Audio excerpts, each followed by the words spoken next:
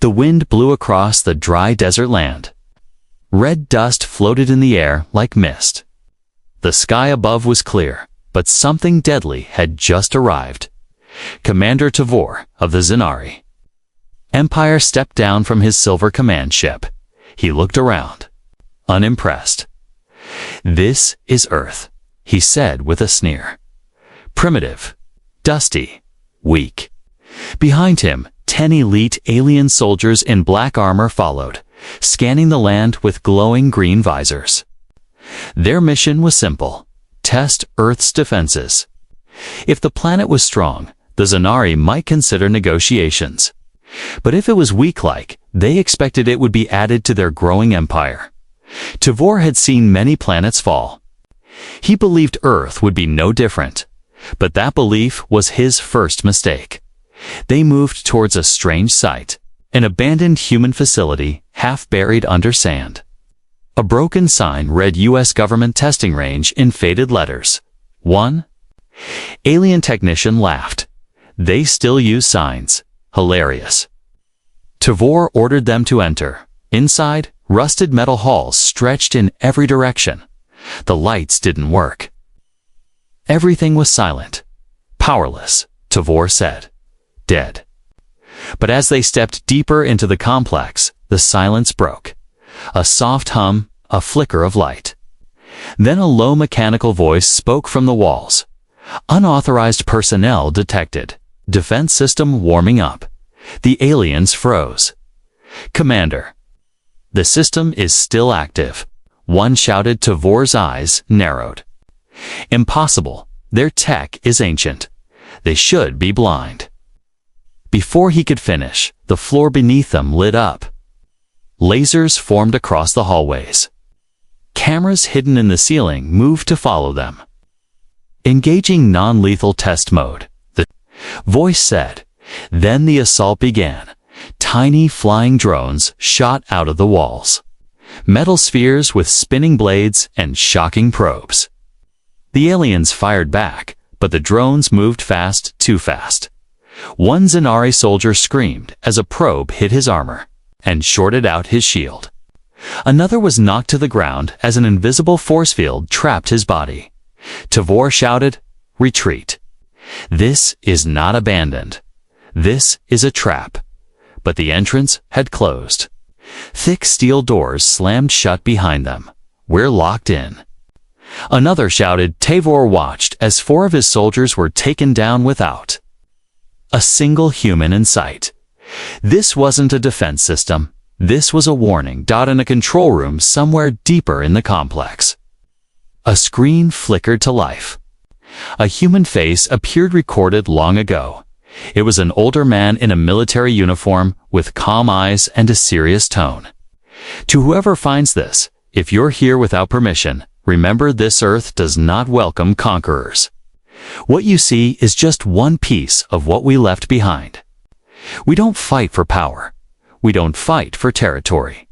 But if you push us, we end wars before they begin." The screen cut off. Tavor stared at it, suddenly unsure of himself. He had expected weakness. Instead, he had found restraint, mixed with deadly precision. "This place. It was never forgotten," he whispered. It was left waiting. After an hour of chaos, the drones powered down. The doors opened again, but not from the outside. Someone had unlocked them. From within, a single human stood in the entrance. He wore no armor, no weapon, just desert gear, sunglasses, and a strange calm. Tavor aimed his plasma rifle at the man. "Who are you?" The man smiled. "Just a caretaker." "You're guarding this place?" Tavor asked. "No. This place guards itself." Tavor felt sweat on his forehead for the first time in years. "Why build something like this?" The man shrugged. "We don't like war, but we prepare for it. That's why you're still breathing." And then he turned around and walked back into the desert, vanishing like a ghost. Tavor stood in silence. Around him, his elite soldiers were shaken. 1 injured, 3 missing. 5 drones had done this. old drones. It's not even the latest human tech. He clenched his fists. We came to measure their strength, T said quietly, and we saw only shadows of it. As the sun set, the desert turned gold, but to the alien commander, it looked like fire. And deep in his heart, for the first time, he felt fear. He had come to judge humanity, but now he knew if humans ever went to war, the galaxy wouldn't survive it. The night sky above. The desert was filled with stars, silent and cold. But deep underground, below the surface of Earth, something ancient had started to awaken. Commander Tavor's ship hovered in stealth mode, invisible to human satellites. Inside the ship, the alien commander stood over a holographic map of the area. His jaw was tight, his fingers clenched behind his back. This sight was not dead, he said to his second-in-command. It was sleeping, watching. His officer, a younger alien named Cole, nodded. Shall we retreat, Commander? Tavor glared at him. No, we go deeper. I want to know what else the humans are hiding. I want to understand why a planet with such power chooses silence. Kolar hesitated, then nodded. As you command. A new scan revealed a hidden tunnel system far below the abandoned facility layers of ancient bunkers. All sealed off from the surface. No heat, no movement. But something about the structure felt alive. The team descended again, this time, with full armor and scanning drones. Lights flickered weakly as they entered the forgotten depths of the Earth. The walls were thick, made of materials they couldn't identify. Strange symbols were burned into the metal, some too old to match any current Earth language. This is not just a military base, Cole said, confused. It looks like a war grave. Tavor said nothing. His eyes moved across a massive chamber ahead, one that opened into a huge underground hangar. Inside, lined in rows and covered with dust, were human machines unlike anything the aliens had seen before. Black, jagged ships, angular tanks, towering exosuits, all powered down, but each had a message written across it in red. Last line, do not wake the aliens. Slowly moved forward, staring at the massive war machines. One of them, curious, touched a large control panel. The ground trembled suddenly. The hangar lights came on one by one, casting bright white light on every inch of the chamber.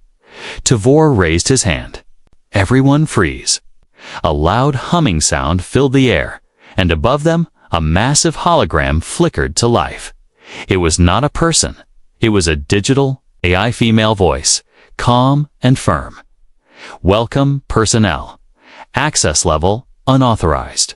Initiating memory projection for invaders. Without warning, the room changed. The aliens were now standing inside a simulated battlefield. It looked real. It felt real. They were surrounded by explosions, tanks, drones, and missiles, all human-designed, but terrifying in scale. Entire alien fleets were being wiped out in seconds. This wasn't history. This was a simulation of what would happen if humans went to war again. Tavor stared in horror. The human war plan was clear. Target the enemy's mind first. Break their command chain. Strike with fast drones. Then disappear. Use silence as a weapon. Use fear as fuel. End wars before the second strike. The simulation ended. The hangar fell. Silent again. The AI's voice returned. You are not the first to find this place, but you may be the first to leave it alive. Tell your leaders, Earth remembers everything. One of the alien soldiers dropped his weapon. Commander, I don't think we should be here. Tavor walked forward and gently touched the metal of one exo-suit. It was cold, but he felt something under the surface. A reactor still functional. Collar, he said. They didn't abandon this place because they forgot it. They sealed it so no one else would make the mistake of waking it. Back on the surface, the desert remained still. The stars above blinked quietly. Tavor returned to the command ship and gave a single order. Mark this area as forbidden. No one enters again. But Commander Kohler asked, should we report this to the Empire? Tavor looked toward Earth, then slowly turned to him. Do you want the High Council to invade Earth based on this information? Cole's throat went dry. No, sir. Exactly, Tavor whispered. If they do, Earth won't fight back. Not at first. They'll just vanish us. Quietly, one by one. In the silence that followed, one final system deep underground quietly blinked to life. A file sent itself into the stars. A message left behind by a long-gone human general. We train for peace, but we remember how to burn. If we must go to war, we do not return it to balance. We return it to ashes. Tavor didn't hear the message, but somehow in his chest he felt it. The battlefield might be forgotten, but it still breathes. The wind picked up again, blowing across the edge of the desert where the alien dropship hovered quietly. Commander Tavor had already sealed the underground base. No one was allowed back in, not even his own men. But he needed answers. He needed to know how Earth, a planet known for music, movies, and peace talks, could also hide such deadly silence. So he ordered a wide scan of the surrounding area. Strangely, they picked up a heat signals, faint, moving slowly across the sands just 5 kilometers away. Could be a scout drone, Kohler said.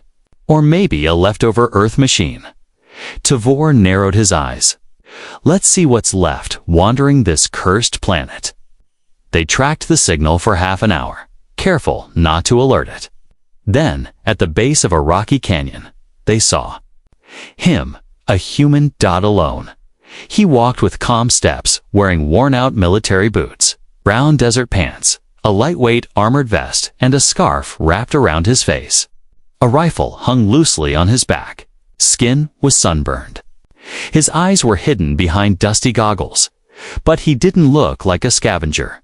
He walked like a soldier.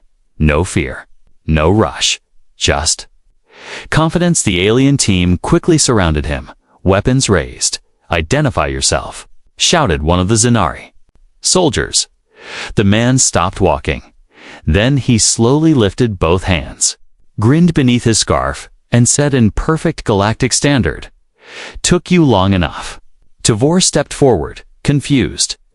"You are human, but you speak our language." The man chuckled. "I've been listening for days." "Who are you? What unit do you belong to?" Tavor demanded. "Unit," the man repeated. "That's a funny word." He slowly removed his goggles and looked directly at the commander. His eyes were pale blue, sharp, and focused. He looked tired, but not weak. He looked like someone who had seen too much. "I used to be with the 9th Earth Response Division," he said. "Long before Earth stopped needing divisions." Tavor blinked. That unit was disbanded. Over 50 years ago. The man smiled faintly. "Yeah, that's about when they stopped trusting the stars." The soldiers grew nervous. Their scanners showed no implants on the man. No ID chip. No backup signal. It was as if he didn't exist in any human registry. "How are you alive?" Kohler asked. "I'm alive because Earth doesn't throw away its protectors," the man said. "Sometimes it just buries them until needed." "You're lying," one of the soldiers growled. "You're just a survivor." The human looked at him coldly. "Do I look like a survivor or a guardian?" Silence followed. Tavor took a careful step closer. "What do you know about the weapons under the test site?" The man raised an eyebrow. "You mean the sleeping monsters beneath your boots?" "They're old," Tavor said. "They can't possibly." "They're not old," the man interrupted. "They're waiting." Tavor's hands tightened. Why would humans hide such power and pretend to be peaceful? The man took a deep breath. "Let me tell you something, Commander. Humans were never peaceful because they couldn't fight. They were peaceful because they knew exactly what they were capable of." He looked directly into the alien's eyes. "We're not scared of war. We're scared of what we might become if we love it again." One soldier stepped forward angrily. "Enough talk. Take him." Before anyone could move, the human man dropped low, swept sand into the air, and disappeared in a blink. Shots fired into the dust. Energy pulses struck rocks, but when the sand settled, he was gone. Cole's scanner went blank. "He's not on radar anymore. He vanished." Tavor's voice was quiet. "He let us find him. That was no mistake." A few hours later, back at the ship, the alien team replayed the man's words again and again. They checked old files, military reports, and secret archives. They found only one possible match. A man called Garrison Wade, once a top tactician, survivalist, and special ops commander, presumed killed in the Orion conflict. No grave, no body. Just a file that ended with one word: classified. Kolar looked up, nervous. "Commander, why would Earth leave a man like that behind?" Tavor answered coldly. "They didn't leave him. They planted him." Later that night, in the canyon, the man Garrison Wade sat on a stone ledge overlooking the alien camp. He took a slow breath, then whispered to himself, "They came looking for war." He touched a button on a small device, revealing a blinking green light, and now they'll see why we avoided it. The Zanari warship hovered quietly in low orbit above Earth. From space, the planet looked peaceful. Blue oceans, white clouds, green continents. It didn't look like a world that terrified commanders. But Commander Tavor was not fooled anymore. Inside the ship's command room, his officers stood tense. No one joked. No one mocked the humans now. Everyone had seen the underground weapons. Everyone had heard Garrison Wade's warning, and still, Tavor had questions. "Have the humans detected our presence?" he asked.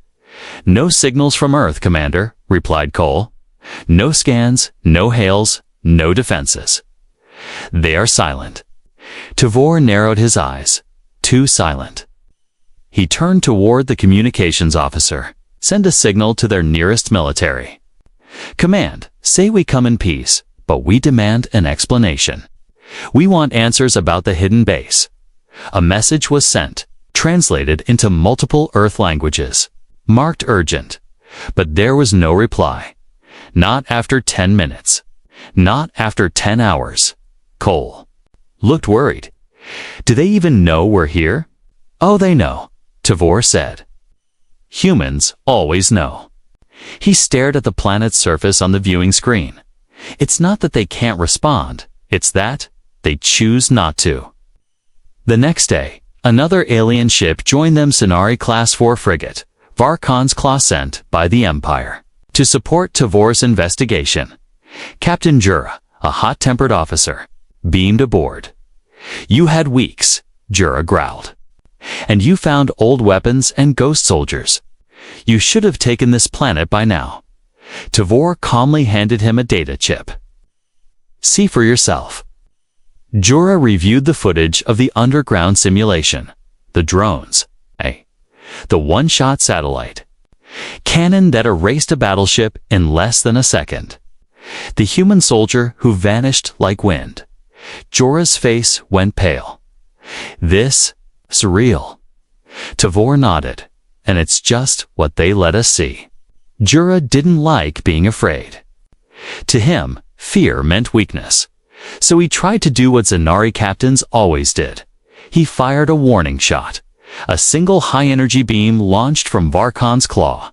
It hit a remote, uninhabited mountain on Earth, melting it into glass in seconds. He turned to Tavor with a smile.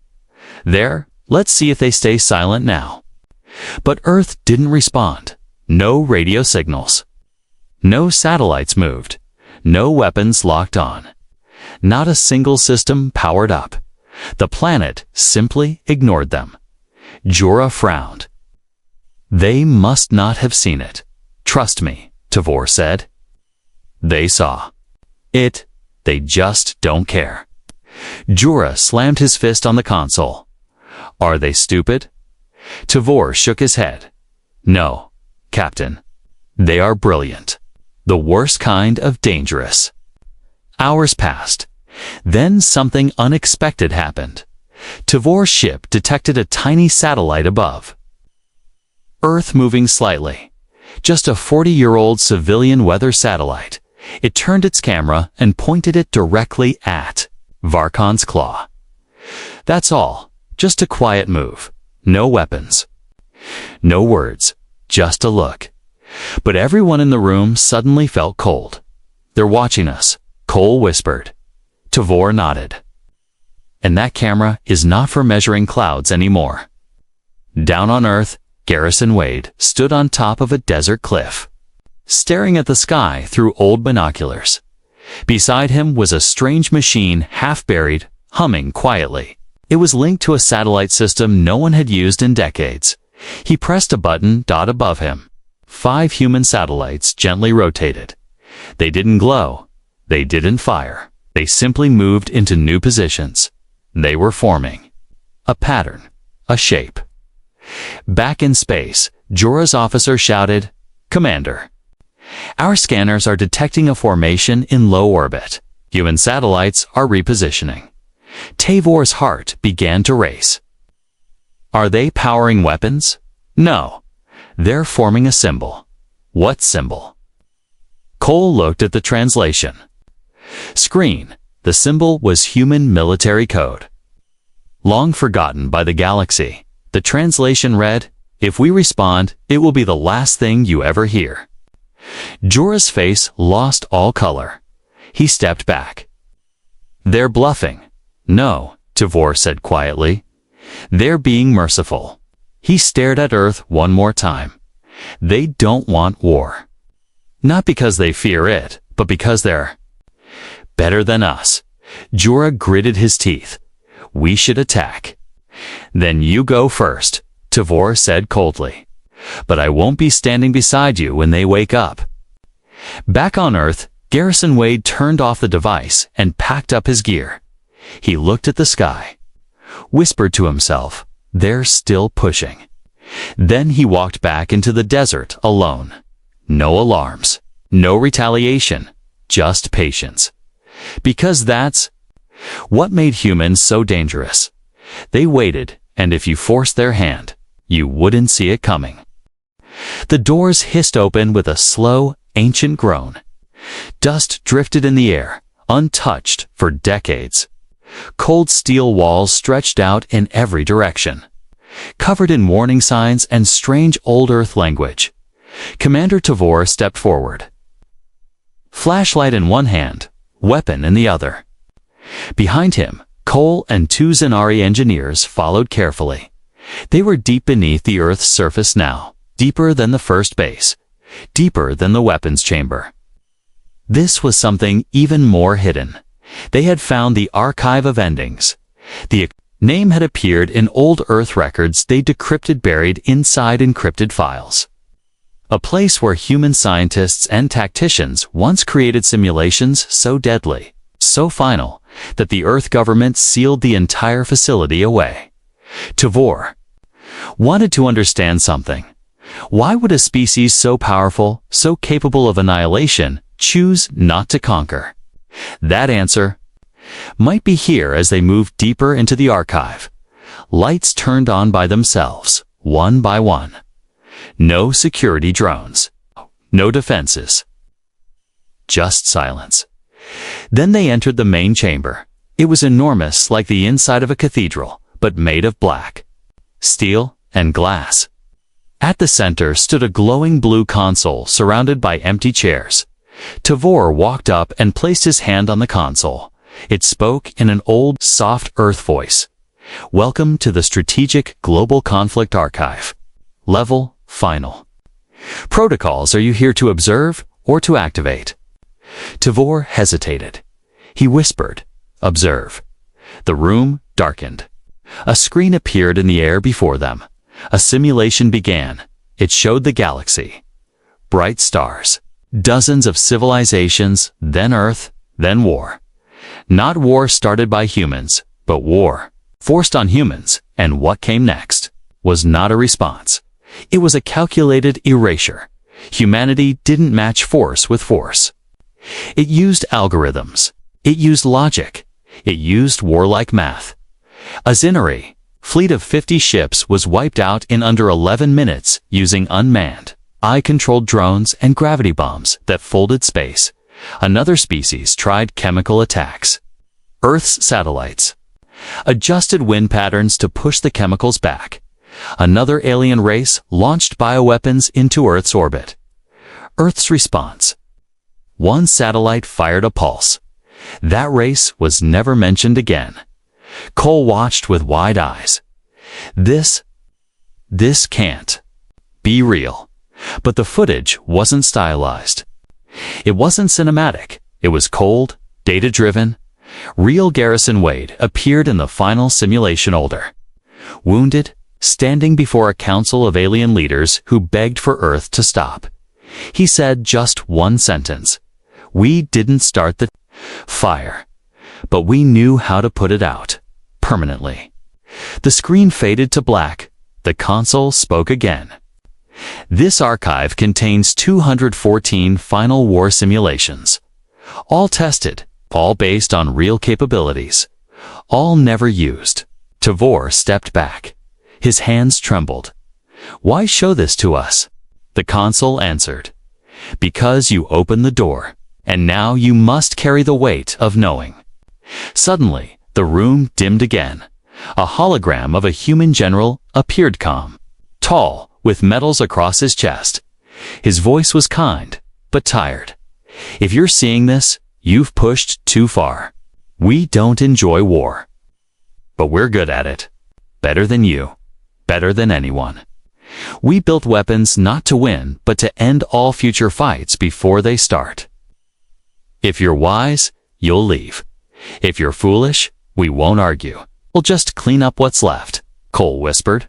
This is a grave full of blueprints. No, Tavor said, staring at the screen. It's a mirror. One that shows us what we could become. If we forget fear, they left the archive quietly. No one spoke. Not even when the doors sealed behind them. Not even when the lights turned off once more. As they reached the surface, Earth remained peaceful. Birds flew overhead. A breeze passed through the trees. Children laughed in the distance. But to the aliens, it no longer sounded like joy. It sounded like a warning dressed in innocence. Back aboard the Zinari ship, Tavor recorded a message to the Galactic High Council. Do not invade Earth. Do not provoke Earth. Do not study them like insects. Leave them in peace. Because if they ever wake what they've buried, none of us will survive the fire. That night, far from Earth, a quiet protocol was initiated. The Zinari Empire placed Earth in a new category. Tier 0 contact, non-engagement zone. No ambassadors, no fleets, no spying, just distance and silence. Because now they understood. Earth didn't fight because it was weak. Earth avoided war because it would be too easy to win. The stars above Earth sparkled like a sea of lights. Quiet, innocent, beautiful, but in orbit. Tension filled the space between two ships. One was Commander Tavor S. Zinari vessel, now silent, observant, and cautious.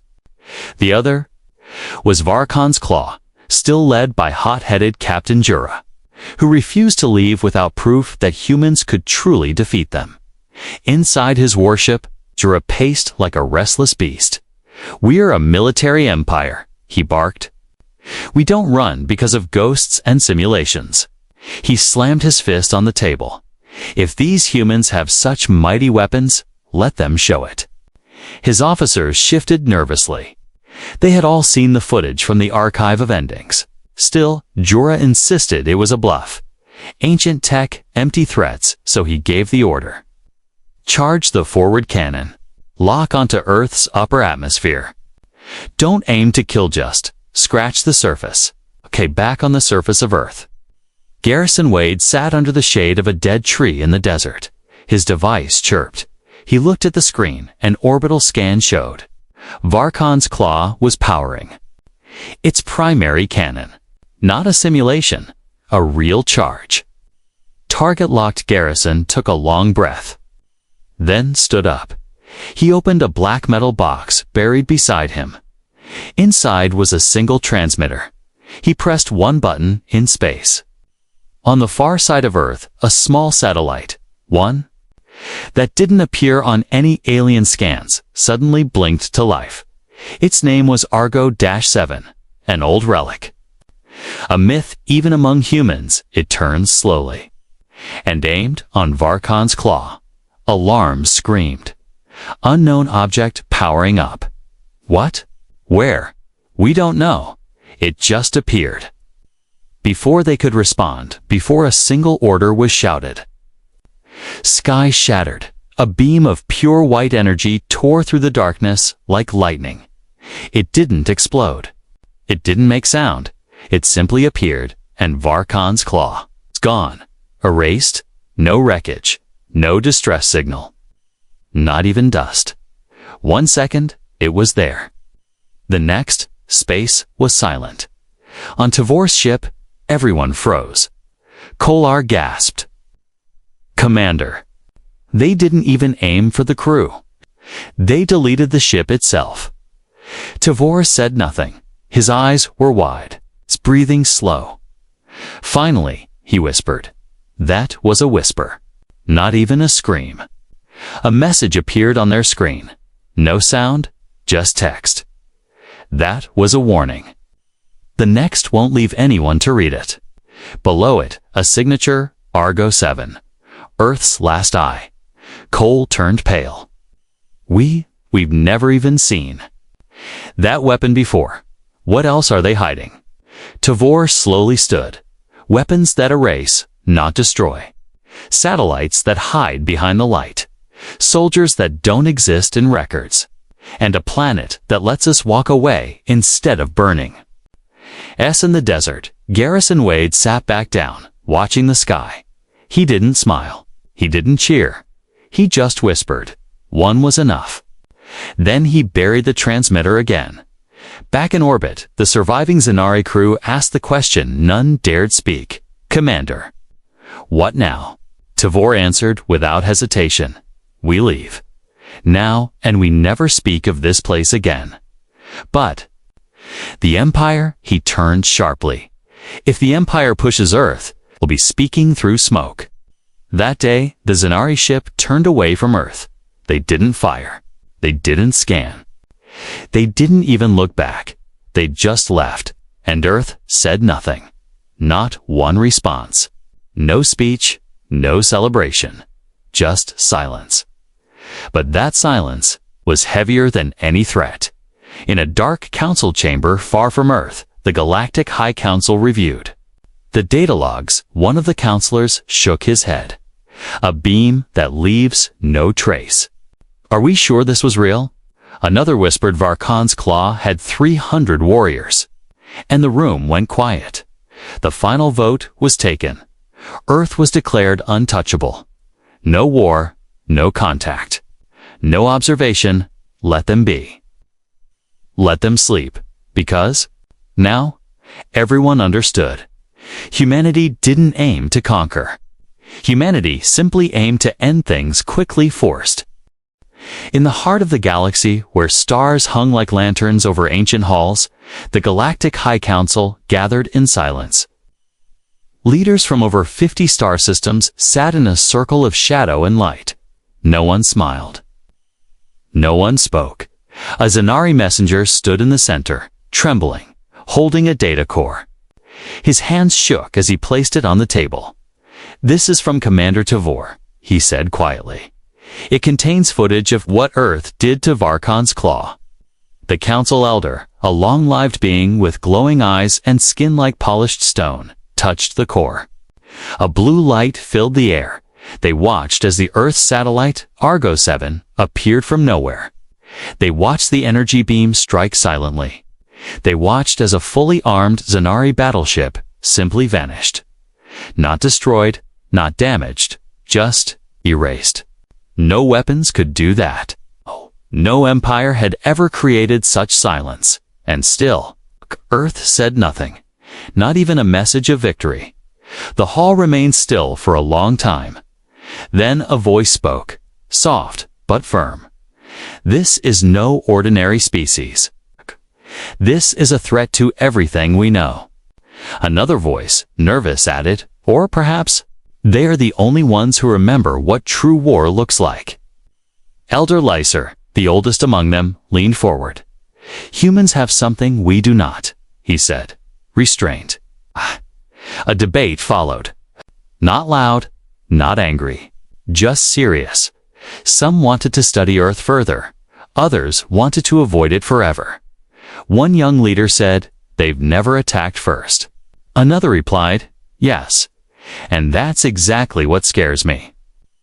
At last, the vote was called. The decision was nearly unanimous. Earth would be declared Tier 0, absolute non-engagement. No ships would enter their space. No probes would scan their soil.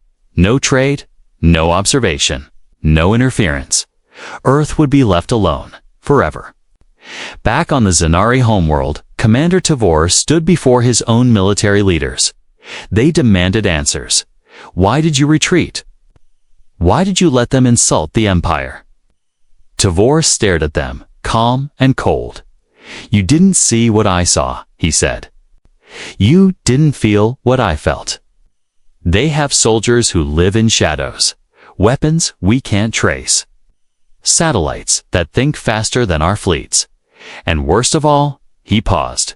They choose peace. Not out of weakness, but because their war would end everything. The room fell quiet. Then one general asked, do you fear them? Tavor answered, no, I respect them. On Earth, life continued like nothing happened. Children played in the streets. Old men watered their gardens. Governments focused on climate, poverty, and peace. The stars above were just stars again. No ships, no invaders. No threats, because the galaxy had finally understood. Earth wasn't sleeping. Earth was watching. And Earth had decided long ago. War is easy to win, but harder to walk away from. In the desert, Garrison Wade stood alone again. Watching the sky, a breeze moved the sand beneath his feet. He touched the old transmitter once more, then deactivated it for the last time. Mission complete. He looked up one final time and said, they saw enough. Now let's hope they remember it.